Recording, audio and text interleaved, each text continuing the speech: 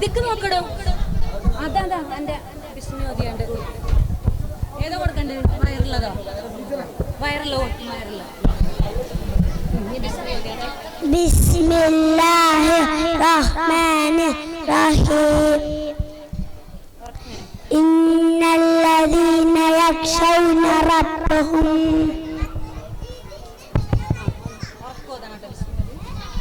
ബിസ്മില്ലാഹിർ റഹ്മാനിർ റഹീം. ഇന്നല്ലദീന യഖ്ശൗന റബ്ബഹും ബിൽ ഗൈബ് ലഹും മഗ്ഫിറത്തുൻ വഅജ്റുൻ കബീർ. ശക്തി വന്ന് മണിക്കണം. അവിടെ ആണ്. മീനുസാക്കിനക്ക് ശേഷം ബായ് വന്നാൽ അതിനെ മറച്ചു വെക്കണം. ലഹും മഗ്ഫിറത്തുൻ അവിടെ ഇദാമു ശഫവിയാണ്. മീനുസാക്കിനക്ക് ശേഷം മീമു വന്നാൽ അതിനെ മണിച്ചുകൊണ്ട് കൂട്ടിലേൽപ്പിക്കണം.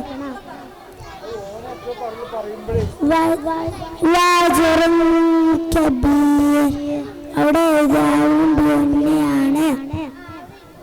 തന്നീന്റെ ശേഷം വാവ് വന്നാൽ അതിനെ മണിച്ചുകൊണ്ട് കൂട്ടിലേൽപ്പിക്കണം. വാജുറുൻ കബീർ അവിടെ